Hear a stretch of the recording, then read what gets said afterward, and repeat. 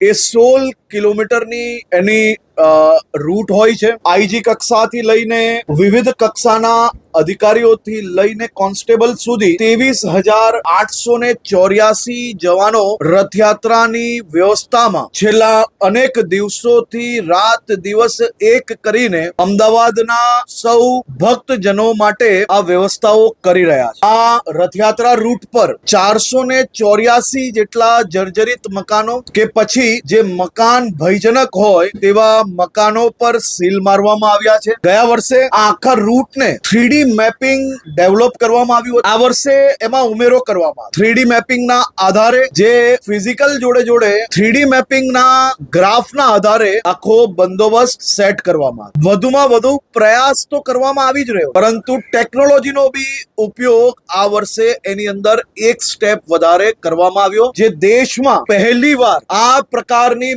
Massive જનસંખ્યા જ્યાં હાજર રહેવાની હોય ત્યાં એઆઈ ટેકનોલોજીના આધારે ક્રાઉડ મેનેજમેન્ટની વ્યવસ્થાઓ કાલે પહેલી વાર દેશમાં ઉપયોગ થવા જઈ રહ્યો છે. ડ્રોન ટેકનોલોજી, ડ્રોનની અંદર એઆઈ ટેકનોલોજીના એનાલિટિક્સ જે ઉમેરવામાં આવ્યા છે. એના સિવાય જે રથયાત્રાના રૂટ પર 3500 જેટલા કેમેરાઓ છે